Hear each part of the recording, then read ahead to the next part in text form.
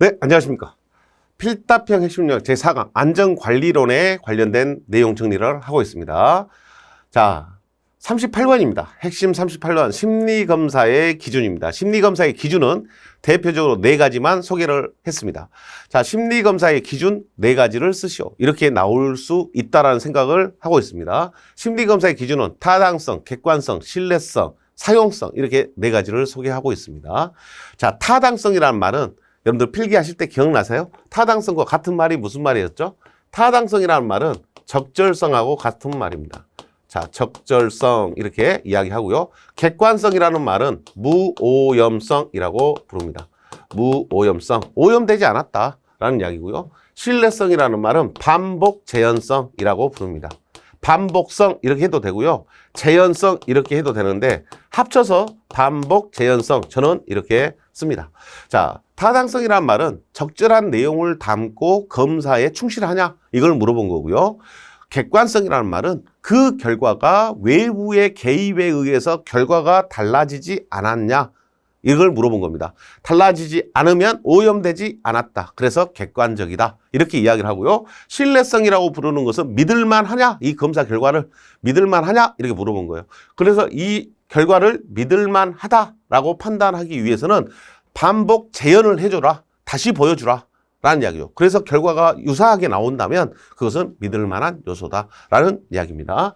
자, 심리검사의 기준 1, 2, 3번에 대한 것은 이 3가지는 제가 주관식 필답형 시험에다 이 내용을 넣어놓은 것은 필기시험 때 이 타당성, 객관성, 신뢰성이 자주 언급이 됩니다. 그래서 이걸 가지고 문장으로 기술해서 다음 중 타당성에 대한 설명으로 맞는 것은 틀린 것은 이런 식으로 물어보거든요. 주관식으로 반영이 될 수 있다. 설명을 해놓고 이게 뭐의 심리검사의 기준 중 무엇에 대한 설명이냐, 타당성이냐, 객관성이냐, 또는 신뢰성이냐 이렇게 답을 쓰라고 낼 수도 있다. 그래서 이 1번, 2번, 3번 내용은 여러분들이 같은 말을 좀 기억을 해 주시고 어떤 설명이 나왔을 때 쓰라고 한다면 여러분들이 떠올리실 수 있도록 했으면 좋겠습니다. 자, 그런 의미고요. 39번입니다. 안전심리의 5요소입니다. 안전심리의 5요소. 여기서 말한 것은 동기가 있어가지고 그 사람이 갖고 있는 기질에 의해서 감정의 변화가 생기고 그로 인해서 습성이 생기고 그게 습관이 됩니다.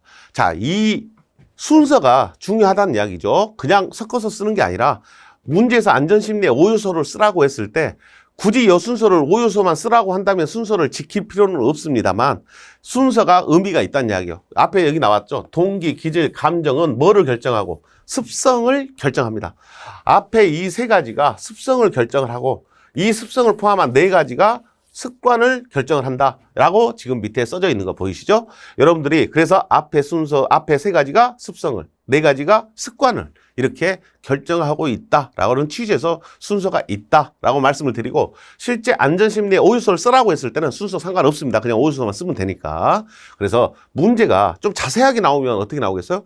안전심리의 5요소 중 습성을 결정하는 요소고 3가지를 써라. 이렇게 나오면 앞에 3가지를 순서대로 내가 구분할 필요 없이 쓰면 되지 않습니까? 그래서 가능하면 순서대로 쓰는 것을 권장을 해드리고요. 동기, 기질, 감성이 아니라 감정입니다.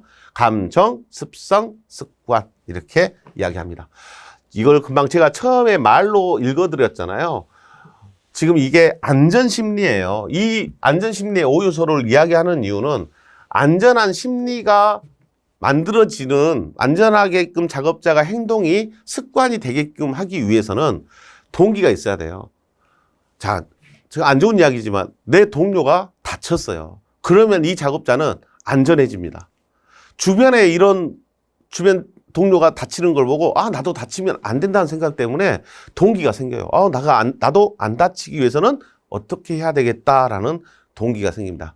그 동기에 의해서 그 사람이 갖고 있는 기질에 의해서 그 동기가 자기 몸에 들어올 수 있는 정도가 다릅니다. 받아들이는 정도가. 그래서 동기에 의해서 각각의 개인이 갖고 있는 기질에 의해 감정의 변화가 생기고 그 다음에 몸에 배이기 시작합니다. 그걸 습관이 되기 전 단계를 습성이라고 합니다. 그 습성에 지속되면 습관이 만들어지는 거죠. 그럼 좋은 습관이죠.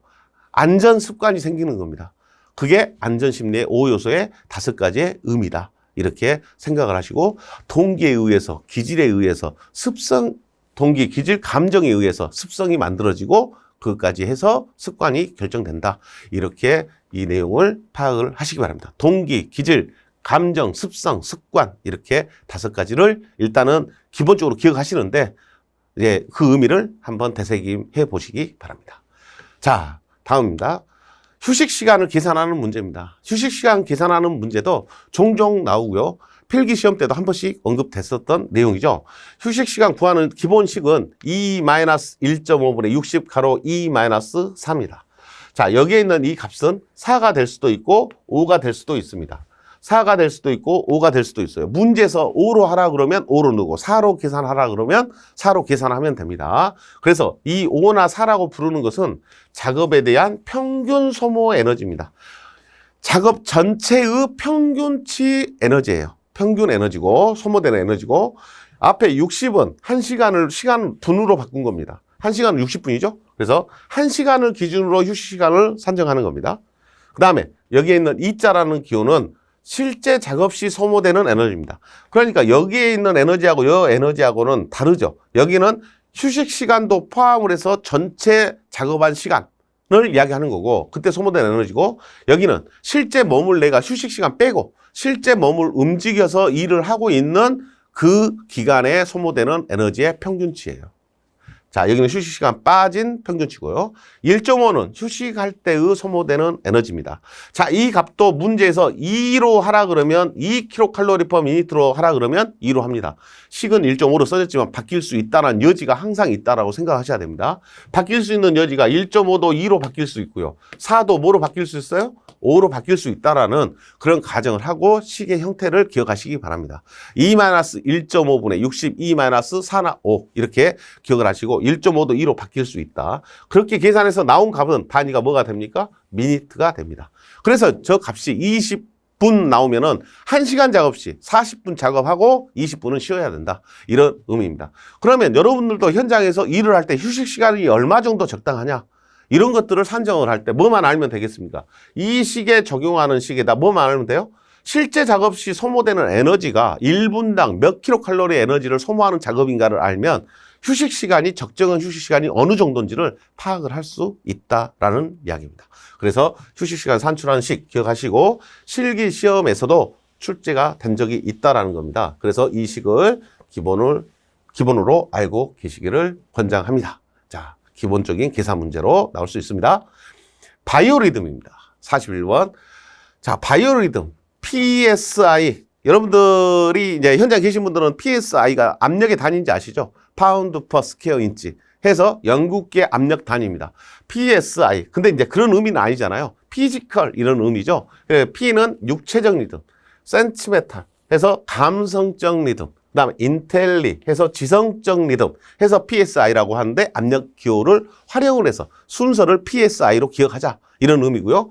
육체적, 감성적, 지성적 리듬 순서고요. 23일을 기억하면 플러스 5일씩 하면 28일, 플러스 5를 하면 33일이 됩니다.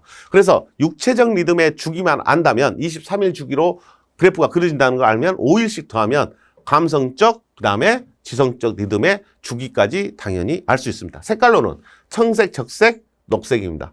이 3가지 리듬을 여러분들이 주기, 색깔 이런 것, 또 표시 방법은 실선, 점선, 1.3선 이렇게 3가지로 표시를 합니다.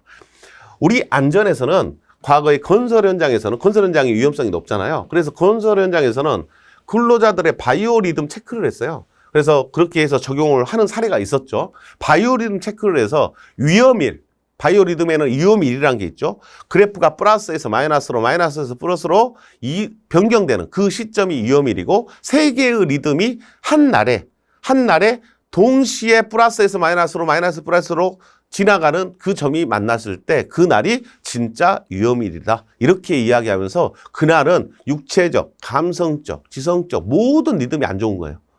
그런 날은 재해를 일으킬 확률이 높다라고 판단해서 유해 작업, 위험한 작업으로부터 배제시켰던 그렇게 적용하는 사례도 있었습니다. 그만큼 바이오리듬을 우리가 여기서 왜 이야기하냐? 바이오리듬은 안전에 적용할 수 있는 참고 자료가 된다. 이런 취지로 바이오리듬이 언급이 되고 있다는 겁니다. 자, 다음입니다. 주기 기본적으로 색깔, 주기하고 색깔하고 뭐 이렇게 기억을 하시면 좋겠습니다. 42번 슈퍼의 역할 이론. 슈퍼라는 사람은 인간의 역할에 대한 기본적인 이론 4가지를 이야기했습니다. 그럼 이 사람이 이야기한 것은 뭐냐면 역할은 일입니다. 인간이 일을 할 때 일이에요. 일을 연기한다. 이 말은 일을 한다라는 이야기죠. 인간이 일을 하는 이유가 뭡니까? 여러분들은 왜 일을 그렇게 열심히 하십니까? 이렇게 물어본 거예요. 그러면 여러분들 뭐라고 이야기하시겠어요? 내 꿈을 위해서 그렇다. 자아실현을 수단입니다. 자아실현을 할 수 있는 수단이기 때문에 그렇습니다. 내가 나중에 어떻게 살고 싶다. 이걸 이루기 위해서 지금 열심히 일을 하고 있는 거다. 자아실현의 수단이면서 자아 탐색의 수단이다. 자, 우리가 나이가 어린 아주 초보 직장인 같은 경우에는 이 일이 나한테 맞는지 일을 해봐야 알잖아요. 적성에 맞는지 안 맞는지 모르잖아요. 그래서 자아 탐색의 수단으로서 일을 수행을 한다라고 보는 겁니다. 그러면 이 적성이 안 맞으면 다른 일을 찾게 되겠죠.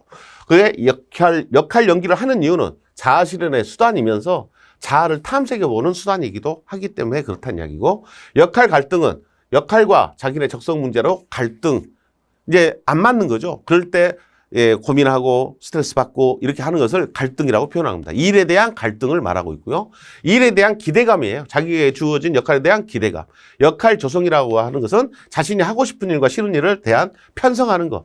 나 이 일은 좀 제가 잘 못합니다. 이 일은 내가 잘할 자신이 있습니다. 이 일을 저한테 주십시오. 이렇게 편성하는 거. 안 맞는 일을 부여되기를 받아들이는 게 아니라 안 맞는 일에 대해서는 거부하고 하고 싶은 일에 대해서는 편성하는 거. 이런 것들이 역할 조성이라는 말로 씁니다. 자, 실기에서 어떻게 나올 수 있겠습니까? 자, 설명하라는 것까지는 제가 거기까지는 좀 무리일 수도 있다 이렇게 생각을 합니다. 하지만 자아실현의 수단으로서 자아 탐색의 수단을 뭐라고 하냐? 역할 연기 이렇게는 쓸 수는 있어야 되기 때문에 이 4가지는 기억을 하실 수 있도록 하십니다. 자, 이 4가지만 갖고 문제를 뭐라고 넣겠어요? 슈퍼의 역할 이론 4가지를 쓰시오. 이렇게 낼 수 있다. 역할 연기, 역할 조성, 역할 갈등, 역할 기대, 이렇게 4가지를 쓸 수 있도록 준비를 해주시고, 그 의미는 감은 잡고 계셔야 됩니다. 그게 이해하고 있는 겁니다. 연기가 뭔지, 갈등이 뭔지, 기대가 뭔지, 조성이 뭔지 대략적으로 좀 매치가 되지 않습니까? 그렇게 내용을 간단하게 알고 4가지를 기억을 하자. 연기, 갈등, 조성, 기대, 이렇게 한번 기억을 해보시기를 권장을 합니다. 43번입니다. 리더십의 법칙이라는 게 있습니다. 리더십이 갖고 있는, 리더십이라고 하는 것은 어떻게 형성되냐? 리더십이 어떻게 발현되냐? 리더십이 발현되기 위해서는 이 3가지 요소에 의해서 결정된다, 영향받는다, 조성된다, 이런 의미예요. 그래서 리더십은 리더와 상황과 추종자의 관계 속에서 나타나는 것이다 라고 표시하는 게 함수식처럼 표시한 이 식이 그 리더십을 설명하고 있는 용어입니다. 자, L은 리더입니다. 시츄에이션 상황입니다. 팔로워 추종자입니다. 이 F는 팔로워예요. 이 소문자 F는 펑션, 함수 관계다. 이런 의미입니다. 이것과 이것에 어떤 관계가 있다. 이라는 것을 나타낼 때 펑션이라는 기호를 씁니다. 자, 리더십은 리더와 주어진 상황과 추종자, 리더와 상황과 추종자에 의해서 결정된다. 이런 의미예요. 간단하게 쓰면 그렇게 쓸 수 있다. 좀 풀어서 제가 이야기해 볼까요? 리더십은 리더가 주어진 상황 속에서 자기 추종자를 이끌어가는 방식이다. 이걸 리더십이다. 이렇게 설명하기도 합니다. 자, 설명하라고 나왔을 때 뭐 쓰면 안 됩니다. 뭐라고도 써야 돼요. 저기에 있는 LSF가 뭔지 알잖아요. 뭔지 아니까 리더십은 리더, 상황, 추종자에 의해서 결정된다. 이렇게라도 쓰셔야 된다. 이런 말을 못 쓰면 안 된다는 이야기요. 기호 다 알고 함수식도 알고, 그런데 이걸 문장으로 1줄, 2줄 쓰라는데 그걸 못 쓰면 안 된다. 리더십은 리더, 추종자, 상황에 의해서 결정되는 요소다. 이렇게라도 써야 됩니다. 자, 리더십이 갖고 있는 권한이 있습니다. 리더십이 갖고 있는 권한은 보상적 권한. 자, 지금 첫 번째 딱 나올 수 있는 게 뭡니까? 리더십의 권한 5가지, 4가지를 써라.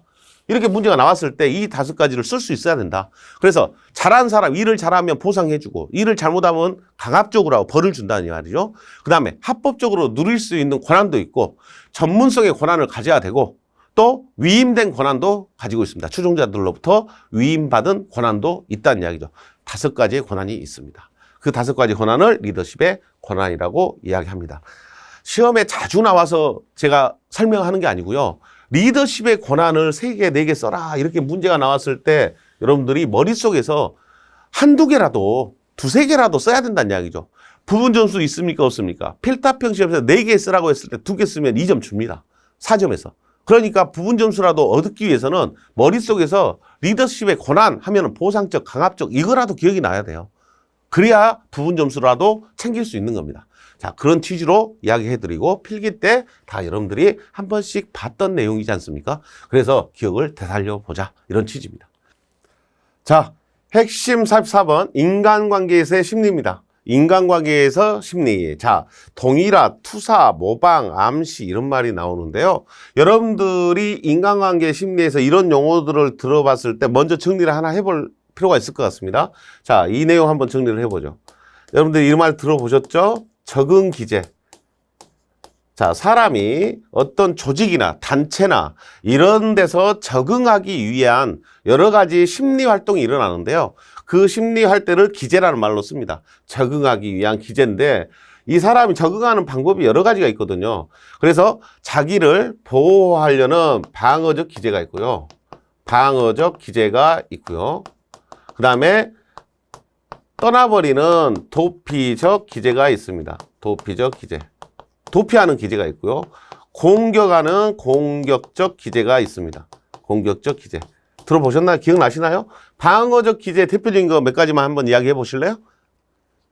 네. 여러분들 하나씩 이야기하고 계신데 합리화라는 소리가 들립니다. 합리화. 방어적 기제입니다. 보상. 방어적 기제입니다. 승화.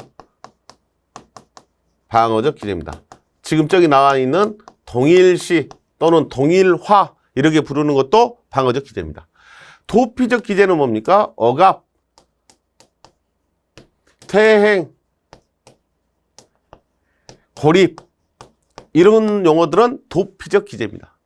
공격적 기난은 비난 이런 것이 대표적으로 있습니다. 그래서 주로 이 두 가지를 많이 들어보셨죠? 필기 공부하실 때? 그래서 방어적 기제는 합리화. 합리화는 뭡니까? 자기의 실수를 덮기 위해서 변명을 하는 거죠. 그래서 비난받는 걸 싫어하는 겁니다. 다른 사람이 나를 욕하는 것을 싫어하기 때문에 욕하지 말아라. 나를 버리지 말아라. 이런 의미입니다. 그래서 합리화하는 것은 방어적, 자기를 지키려고 하는 심리고 보상이라는 것은 보상 심리 이런 말 많이 들어보셨잖아요. 본인의 약점을 다른 장점을 가지고 덮어버리는 그런 심리를 보상적 약점이 그러니까 드러나지 않게 하는 겁니다. 왜? 자기를 보호하려고. 승화라는 것은요. 승화라는 것은 억압된 것을 여기 억압이란 말 나옵니다만 지금은 인정을 받지 못하는 본인의 생각이나 여러 가지 의식을 억압된 의식을 가치 있는 것으로 만들어버리는 노력을 승화라고 부릅니다. 의미 있는 것으로 만들어버려. 지금은 인정을 못 받아요. 한데 이것이 나중에는 가치 있는 것으로 바뀔 수 있도록 노력하는 것. 이것을 승화라고 합니다. 자기를 지키는 겁니다. 그 다음에 동일시, 어울리려고 하는 겁니다. 도피적 기제에서 억압. 이 억압이란 말은 이제 승화로 발전이 되면 좋은데 억압이란 것은 마음속에 가둬놓고 있는 겁니다. 말을 못 꺼내고. 왜? 인정받을 수가 없다고 생각하니까. 남이 내가 이런 이야기를 하면 받아주지 않으니까. 이걸 억압이라고. 퇴행은 현실에 불만이 생기니까 내가 지금 이 현실이 싫어서 현실을 피하려고 하는 겁니다. 근데 퇴행이라는 개념은 과거로 가려고 하는 그런 개념입니다. 과거로. 그래서 퇴행이라는 말, 과거에 큰애가 둘째 애 때문에 시기심이 생겨서 과거의 행동으로 돌아가려는, 다시 애기처럼 행동하는 그런 것들이죠. 고립이라는 것은 어울리지 못하고 홀로 떨어져 있는 상태입니다. 이게 고립입니다. 자, 이 도피적 기제라는 것은 조직이나 단체로부터 본인이 떠나온 것을 도피라는 개념으로 쓴 거고요. 방어적이라고 하는 것은 본인이 그 조직이나 단체로부터 어울려 있으려고 하는 적극적 그런 행동이다. 여기는 소극적 행동이다. 이렇게 볼 수 있습니다. 어쨌든 이 방어적 기제든 도피적 기제든 이 두 가지 기제 다 뭐 하려고 하는 거다? 적응하려고 하는 겁니다. 그 개인의 입장에서는 어찌됐든 도피를 하든 방어를 하든 다 적응하는 하나의 기제다. 이렇게 이야기합니다. 자, 여기 나오는 용어들에서 동일화, 다른 사람과 자신과 비슷한 것을 찾아내서 같은 부류다. 이렇게 이야기하는 거고요. 투사는 자신의 것을 다른 사람의 것으로 인식해버리려고 하는 것을 투사라고 이야기를 합니다. 모방, 다른 사람의 행동이나 판단을 따라하는 거. 암시는 무비판적으로 받아들이는 겁니다. 다른 사람의 판단을 무비판적으로 받아들이는 것. 존경해서 그럴 수 있고요. 이런 것들이 암시는 좀 의미가 있고요. 모방은 그냥 좀 가벼운 것을 따라하는 거다. 이렇게 생각을 할 수 있습니다. 제가 왜 시간을 이렇게 좀 내서 설명을 하냐면 지금 여기에 있는 내용들이 뭐 어떻게 지금 출제가 됐었냐면요. 설명을 해놓고 이게 적응 기제들 중에서 뭐에 대한 설명이냐 이렇게 물어보는 문제가 출제가 됐습니다. 그래서 대략적으로 뭔 의미인지는 알고 있어야 됩니다. 설명을 해놨을 때 이거 동의라 설명하구나. 이게 승화를 설명하구나. 이게 보상이구나. 이런 것들을 여러분들이 개념적으로 알고 있으면 좋은데 그게 아직 안 되면은 이런 용어라도 대략적으로 감은 잡고 있어라. 이런 용어들이 있구나. 특히나 이렇게 분류를 할 수 있으면 좋겠습니다. 이렇게 두 가지로 분류해서 나열할 수 있으면은 기본은 돼 있다. 그래서 문제를 풀 때 적응할 수 있다. 이렇게 생각을 하기 때문에 시간을 좀 투자해서 여러분한테 설명을 해드립니다. 자, 좀 길어졌습니다. 다음입니다. 양립성이란 말. 아주 중요한 말입니다. 우리 안전에서는 체계에 주어지는 자극이나 반응이 인간의 기대와 모순되지 않는 것이다. 이걸 정의로 합니다. 양립성을 간단하게 설명하라고 문제가 나올 수 있다는 거고 양립성의 종류를 써라고 할 수도 있습니다. 그래서 네 가지가 있죠. 개념적, 공간적, 운동적, 양식, 양립성. 이렇게 네 가지의 양립성의 종류가 있고 양립성의 의미는 나한테 주어지는 신호나 기호가 내가 생각하는, 사람이 생각하는 기대하고 모순되지 않아야 된다. 일치해야 된다. 그래야 내가 착각을 안 한다. 실수를 안 한다. 그 신호를 잘못 받아들이지 않는다. 라는 의미예요. 그렇게 해야지 좋은 거잖아요. 어떤 신호를 줬는데 내가 무슨 신호인지를 모르고 잘못된 행동을 해버리면 사고로 이어질 수 있다. 그래서 양립성 설계가 중요합니다. 그래서 이 양립성 설계는 개념적인 부분, 그 다음에 공간 배치적인 부분, 운동, 움직임에 대한 부분 이런 것들이 인간이 생각하는 거하고 맞게끔 사물을 설계하자. 이런 취지입니다. 신호나 기호를 설계하자. 양식, 양립성, 형식을 맞추자는 이야기죠. 서로 주고받고 하는 형식에 의사 전달하는 방법도 맞추자는 이야기죠.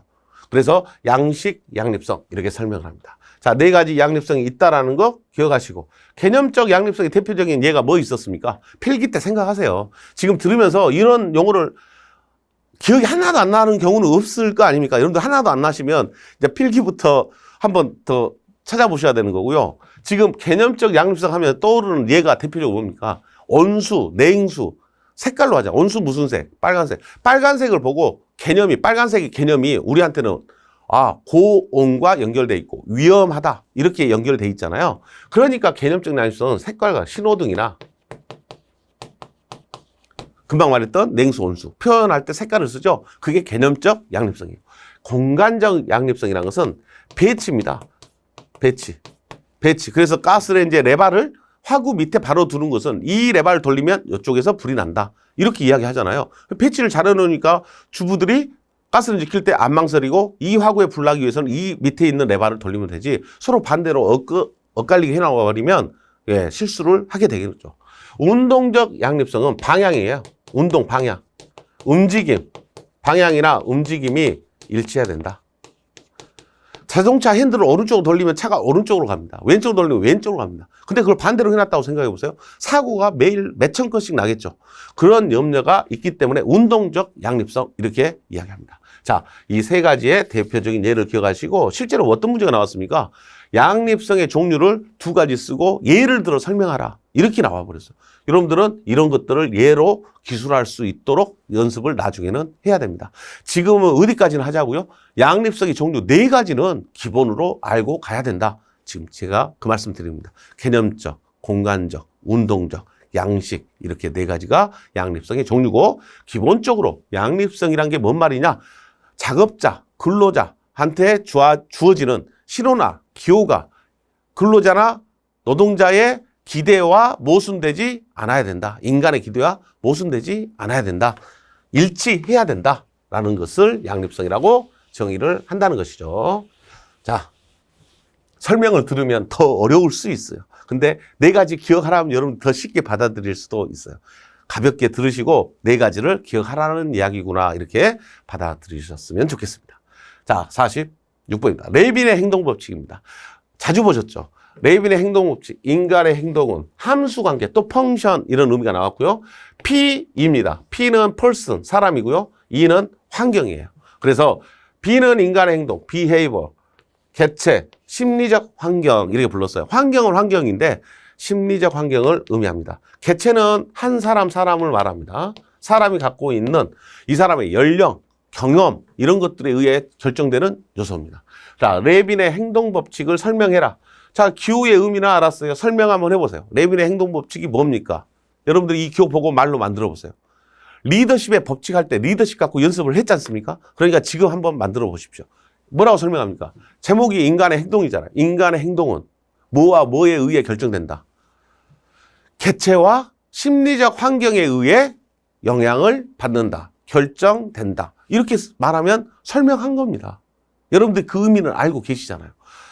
인간의 행동은 그 사람이 갖고 있는 소양, 경험, 연령 이런 것들에 의해서 또 심리적 환경, 상대방에 대한 인간관계에 의한 심리적 환경, 그 다음에 자신의 갖고 있는 개체가 갖고 있는 성향에 의해서 내 행동이 결정된다. 이런 의미예요.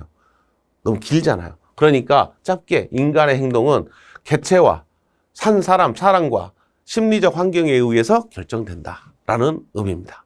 그렇게 간단하게 기술을 할 수 있도록 하십니다. 여러분들이 길거리 가다가 고등학교 때 친한 친구를 만나면 환하게 웃으면서 포옹까지 하죠.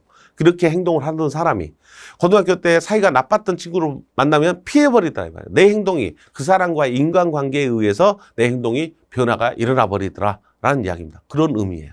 자, 46번 레빈의 행동법칙 B가 뭐고 P가 뭐고 E가 뭐고 쓰고 간단하게 한 줄, 두 줄 쓸 수 있으면 마무리된 겁니다. 넘어가시면 됩니다. 47번 제 빈발설입니다. 사고를 일으키는 설은 기회설이 있고요. 경향설이 있고 암시설이 있습니다. 기회설은 작업이 어려워서 재해를 유발시키는 사람. 경향설은 소질이 사고를 일으킬 수 있는 성향이 있어가지고 사고를 일으킨다는 설이에요. 작업이 어려워서 재해를 유발할 수밖에 없다고 말하는 것을 기회설이라고 부르고 재해를 당한 경험이 있어서 재해를 빈발한다고 말하는 설이 암시설입니다. 재해를 당한 경험이 있어서 이 사람이 슬럼프에 빠져서 재해를 자주 일으킬 수밖에 없다라는 설이에요. 그게 암시설. 소질이 저 사람은 사고를 일으킬 수 있는 요소를 많이 갖고 있어. 그래서 사고를 일으킨다라고 말하는 설이 경향설이에요. 작업이 어렵기 때문에 작업이 어려워서 사람은 재해를 일으킨다. 이게 기회설입니다. 자, 누발자의 유형이 있는데요. 미숙성 누발자. 미숙성 누발자는 이제 회사에 들어왔어요. 그래서 기능이 딸려요. 기능이 부족해요. 그래서 자꾸 사고를 일으키면 그 사람을 미숙성 누발자 이렇게 부릅니다. 상황성 누발자. 상황성 누발자는 작업이 어려워서 자, 여기 나와 있죠. 작업이 어려워서 재해를 유발시키는 사람을 상황성 누발자라고 합니다. 소질이 사고를 일으킬 수 있는 성향이 아주 많아서 재해를 일으키는 사람을 소질성 누발자라고 부릅니다. 소질이라고 했으니까 소질성이에요. 재해를 당한 경험이 있어서 재해를 빈발한다는 설이 습관성 누발자하고 짝꿍이 됩니다. 자, 이렇게 짝꿍 맺히는 것이 지금 이 내용이 이제 익숙하지 않으신 분들은 헷갈립니다. 아, 이거 설하고 이 누발자하고 서로 같은 맥락이구나. 이렇게 바라보시고요. 제가 원하는 것은 제 빈발설에 대해서 핵심 47번에서 제 빈발설의 종류가 몇 가지 있다. 세 가지가 대표적으로 있다. 기회설, 경향설, 암시설 이렇게 있고 누발자의 종류를 써라 그러면 이렇게 네 가지를 쓸 수 있어야 된다. 미숙성, 상황성, 습관성, 또 소질성, 누발자 이렇게 있다라고. 여기 이렇게 지금 설명을 한번 참고로 하셔서 이렇게 종류를 쓰라는 문제가 나오면 틀리면 안 된다는 이야기입니다.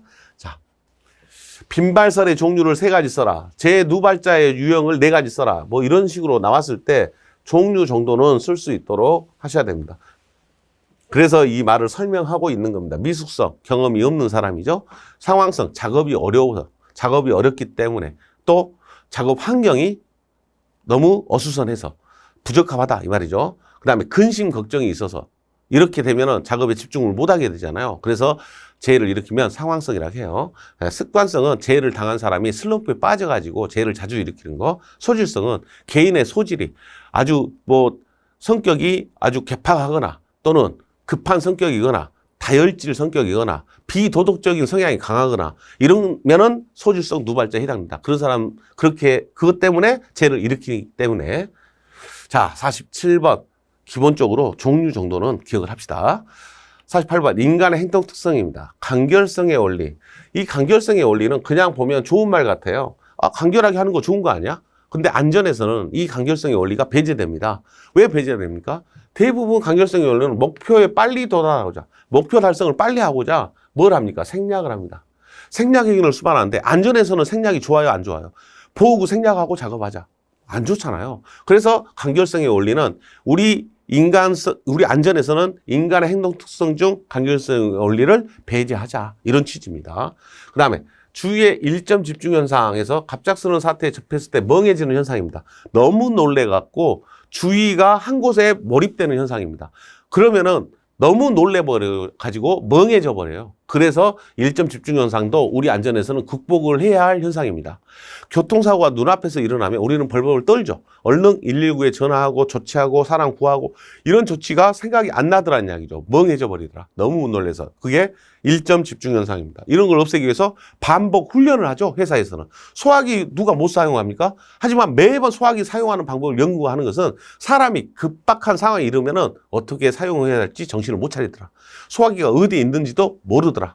그래서 소화기 방출하는 훈련보다는 소화기가 어디에 있는가를 급박한 시기에 파악할 수 있도록 그런 것들을 연습을 시작을 해서 소화기까지 사용하는 것까지 연결되는 훈련을 하는 게 더 유리하고요. 인간의 대피 방향은 좌측이다. 자, 오른손잡이는 좌측으로 이동을 할 거다라는 생각입니다. 오른손이 힘이 세니까 밀어내는 힘이 좋기 때문에 왼쪽으로 이동을 합니다. 리스크 테이킹 한다. 리스크 테이킹이라는 건 위험을 자신이 부담하고 무리한 행동을 하는 겁니다. 자신이 위험한지 알아요. 근데 안 다칠 것 같아요. 사고가 안 날 것 같아요. 그래서 행동을 하다가 사고가 날 수 있겠죠. 그래서 위험을 부담한다. 스스로 부담하는 것을 리스크 테이킹, 억측 판단이라고도 이야기합니다. 감각 차단 현상, 단조로운 업무를 장시간 수행하면 의식 수준이 저하되는 현상입니다. 이것을 감각 차단 현상이라고 합니다. 여러분들이 여중에서 자, 이 말은 기억을 좀 해 놓으셔야 되고요. 주위의 일점 집중 현상. 이런 말들은 시험에서도 한 번씩 언급됐습니다. 실기시험에도 용어 설명을 해놓고 무슨 현상이냐 이렇게 쓰게끔. 다른 것들도 언급될 수 있다라고 생각하시고 한번 읽어보시고 2번과 5번은 정확하게 여러분들이 가능하면 설명할 수 있도록 기술 연습을 하시기 바랍니다. 자, 간단하게 설명은 가능해야 돼요. 단조로운 업무를 장시간 수행하면 인간의 의식 수준이 저하되는 현상, 이것을 감각 차단 현상이다. 이렇게 쓸 수 있도록 연습하시기 바랍니다. 자, 49번입니다. 허즈버그의 위생요인, 동기요인. 허즈버그란 사람은 위생요인과 동기요인 두 가지를 이야기했는데, 자, 지금부터는 여러분들이 학자 이름을 꼭 기억을 하셔야 됩니다. 자, 같이 해보세요. 허즈버그의 위생 동기요인. 합쳐서 허즈버그의 위생 동기요인. 이렇게 하셔야 됩니다. 위생요인이라고 동기요인이 있는데, 이 동기요인은 동기가 뭡니까? 하고자 하는 욕구잖아요. 하고자 하는 욕구가 일어나게끔 하는 게 동기요인이에요. 왜 이 사람은 이 일을 열심히 하지? 하고 봤더니 뭐가 있어요? 책임감이 있더란 이야기죠. 도전 정신이 있더란 이야기죠. 자발적 성향이 강하더란 이야기죠. 성취감이 있더란 이야기죠. 성취감을 느끼려고 하더란 이 말이죠. 이런 것들이 무슨 요인이에요? 동기 요인으로서 주로 만족 요인이라고도 합니다. 만족감을 여기서 얻는 겁니다. 여기서 만족감을 얻는다. 만족 요인. 그럼 여기는 뭐겠어요? 불만족 요인입니다. 만족을 못하는 요인들이다. 그래서 대부분의 우리 노동자들한테 물어보면 뭐가 불만입니까? 회사에. 물어보면 금전. 아, 월급이 작아요. 지위. 또 안전. 너무 위험해요. 관리. 관리가 너무 심해요. 감독이 너무 빡세요. 이런 이야기가 나옵니다. 이게 불만을 말할 때 나오는 요소들이라 해서 불만족 요인이라고 부릅니다. 여기에 아래에 있는 것은 정신적인 거고요. 여기 위에 있는 것은 주로 물리 환경적 이야기예요. 그래서 여러분들 구분을 위생 요인이 낮은 차원, 동기 요인이 높은 정신적 차원 이렇게 생각을 하시면 좋겠습니다. 만족 요인, 불만족 요인 이렇게도 부른다. 어떤 의미인지 이해하시고 자, 이렇게 제가 나타낸 것은 문제에서 뭘 쓰라고 나올 수 있다. 동기 요인 3가지, 위생 요인 3가지 써라. 이렇게 나오면 여중에서 3가지씩 쓸 수 있도록 하셔야 됩니다. 저차원적, 고차원적입니다. 저차원적인 요인이고 높은 수준 고차원적 요인입니다. 두 개를 비교했을 때 그렇다는 이야기입니다. 허즈버그의 이론이었습니다. 자, 이런 이론들이 뭐 때문에 이걸 알아보는 거예요? 이런 것들을 가지고 만족을 시켜주라는 이야기죠. 노동자들한테 만족을 시켜주게 되면 일을 열심히 하게 될 것이다. 그런 취지다라는 취지입니다. 이걸 파악을 해라. 무슨 요인 갖고 동기부여를 시킬 것인가 이런 것들을 활용을 할 때 허즈버그의 위생 동기 요인을 활용합니다. 자, 50번 맥그리거의 XY 이론. 자, 맥그리거의 XY 이론. 맥그리거란 말 안 하면 안 됩니다. XY만 알면 안 돼요. 문제에서 맥그리거의 XY 이론 이렇게 여러분들이 이제 기술하고 할 때 쓸 때 그렇게 써야 되기 때문에 맥그리거 이렇게 기억을 하셔야 돼요. XY 이론은 여러분 다 아시죠? 성악설, 성선설. X이론은 성악설, Y이론은 성선설. 저개발국, 선진국, 수동적, 능동적, 관리 감시 필요, 자율관리. 다 상대적으로 반대가 되죠. 그래서 이 맥그리거의 XY이론은 관리자가, 사장님이 근로자를 바라보는 시점이 X이론적 관점이냐, Y이론적 관점이냐, 이걸 물어본 거예요. X이론적 관점이면 어떻게 통제하겠어요? 저개발국형으로 관리를 할 거고, 수동적이라고 생각할 것이고, 관리 감시가 필요하다고 생각을 합니다. 왜? 근본적인 조건이 뭐예요? X이론은 인간은 일을 싫어한다. 이런 의미거든요. Y이론은 인간은 일을 즐긴다라고 생각합니다. 일을 즐긴다라고 생각하니까 자율적으로 관리할 것이라고 생각할 것이고, 선진국형이고 능동적 활동을 할 거라고 생각을 하는 거죠. 그래서 XY이론은, Y이론은 선진국형, X이론은 저개발국형. 억지로 일을 시키는 거고요. 여기는 알아서 일을 하게끔 하는 거예요. 그게 관리 방식이다. 그러면 이 두 가지로 뭐를 하냐? 이걸 판단을 뭐로 한다? 노동자를 바라보는 관점이다 이 말이죠. 관리자가. X이론적 관점으로 바라보는 사람은 이렇게 관리할 것이고 Y이론적으로 바라보는 사람은 이렇게 자율관리를 하도록 가능하면 권장할 것이다 라는 취지입니다. 자, XY이론 맥그리거에 대한 이야기입니다. 자, 메슬로우의 욕구 5단계 있습니다. 메슬로우의 욕구 5단계. 생안사 존자. 이렇게 기억하시죠? 생, 안, 사, 존, 자. 자, 인정받으려는 욕구. 이렇게도 이야기합니다. 인정받으려는 욕구. 이렇게도 이야기하고, 존경 욕구. 뭐, 하나로 기억하시면 됩니다. 생안사 존자. 낮은 차원이고, 높은 차원입니다. 그래서 메슬로우 욕구 5단계. 생안사 존자. 이렇게만 해서 뒤에 쓸 수 있으면 여러분들이 내용은 끝난 것이 됩니다. 메슬로우의 욕구 5단계입니다. 자, 52번. 알더퍼의 ERG 이론입니다. 알더퍼의 ERG 이론은 방금 봤던 메슬로우 욕구 5단계를 압축시켜 놓은 거죠. 압축시켜 놓은 거로서 exist, 존재 욕구, relation, 관계 욕구, growth, 성장 욕구 이 세 가지를 첫 자를 따서 ERG 이렇게 불렀습니다. 그래서 존재 욕구, 관계 욕구, 성장 욕구. 메슬로우의 5단계를 줄여서 3단계로 만든 게 알더퍼입니다. 자, 53번입니다. 데이비스의 동기부여 이론 등식. 다 한 번씩 여러분들 보셨던 거예요. 데이비스의 동기부여 이론 등식. 네 가지를 쓸 수 있으면 됩니다. 여러분들 지금 쓸 수 있으면 넘어가세요. 자, 이걸 쓰는 방법은 지식과 기능, 지식도 있고 기능도 있으면 뭐 있는 사람이다. 능력 있는 사람이다. 주어진 상황 속에서 올바른 태도를 가지고 있는 사람은 동기 유발이 된다. 자, 동기 유발. 그래서 요 두 가지의 결과가 능력이 있는 사람이 동기 유발이 되면 인간의 성과다. 인간의 성과에다가 물질의 성과까지 얻게 되면 그것은 경영의 성과라고 부른다. 자, 이 1, 2, 3, 4 순서대로 어떤 관계로 이 식이 만들어졌는지 여러분들이 한 번 정도는 말로 한번 풀어서 해보시고 외우세요. 아, 지식도 있고 기능도 있으면 능력이 있는 사람이고 주어진 상황 속에서 올바른 태도를 가진 사람은 동기 유발이 될 것이고 능력이 있는 사람이 1번과 2번의 결과를 곱하면 인간의 성과고 인간의 성과에다 물질의 성과 만들면 경영의 성과가 되구나. 그러면 안 외워지겠습니까? 당장이라도 쓸 수 있다. 자, 그래서 이렇게 해결이 되면 넘어가시면 됩니다. 지금 여기에 나오는 내용들은 전부 학자 이름하고 같이 연결되어 있어요. 자, 누구부터 나왔습니까? 데이비스, 맥그리거, 알더퍼, 또 메슬로우, 또 허즈버그 5명 나왔잖아요. 이 5명의 이론 중에서 같이 묶어서 나올 수도 있고요. 하나 정도는 나올 수 있다. 확률이 아주 높습니다. 왜? 심리와 관련된 대표적인 사람들이기 때문에 그렇습니다. 여러분들이 꼭 챙겨봐야 할 내용이다라고 말씀드립니다. 학자하고 같이 나와서 이렇게 심리 이야기한 거, 동기부여 관련된 거. 자, 착시 현상입니다. 알파 운동, 뮬러의 착시.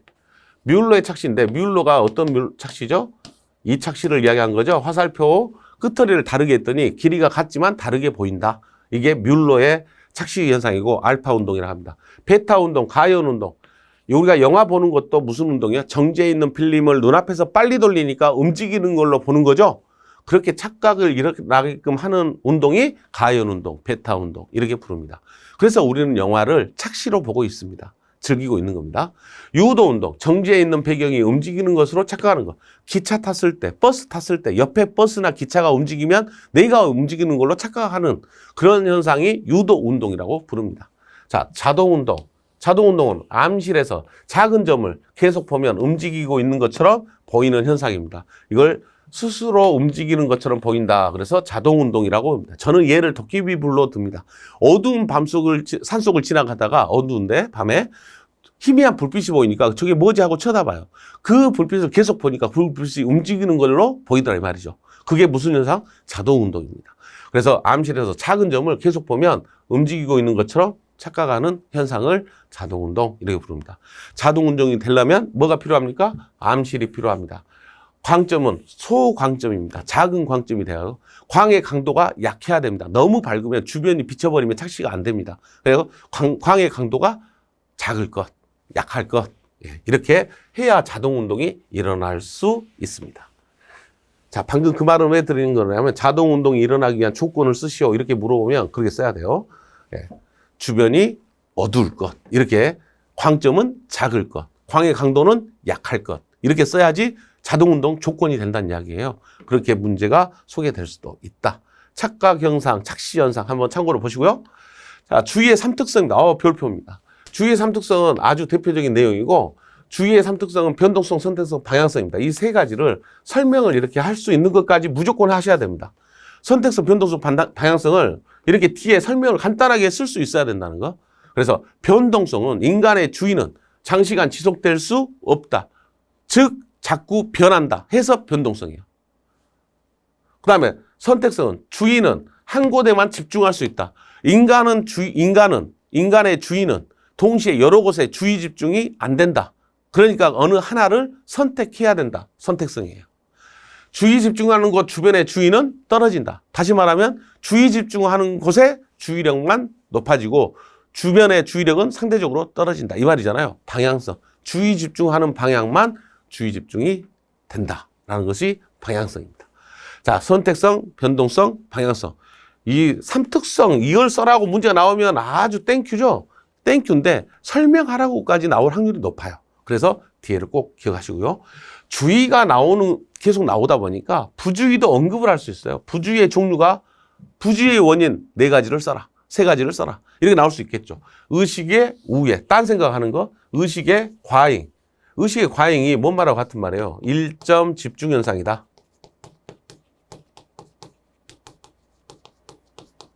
이거 같은 말이죠. 의식의 단절, 이거는 수면 상태에 있는 거잖아요. 수면. 그다음에 의식의 혼란, 경미한 자극입니다. 작은, 아주 미세한 자극. 경미한 자극 때문에 흐트러지는 경우 많이 있죠. 의식이 혼란하면 공부하고 있는데 여러분들 귀에 모기 소리가 들렸다. 그럼 순간적으로 공부 안 돼 버리잖아요. 흐트러져 버리잖아요. 이게 혼란이에요. 의식 수준의 저하. 무슨 현상이라고 불렀죠? 감각 차단 현상.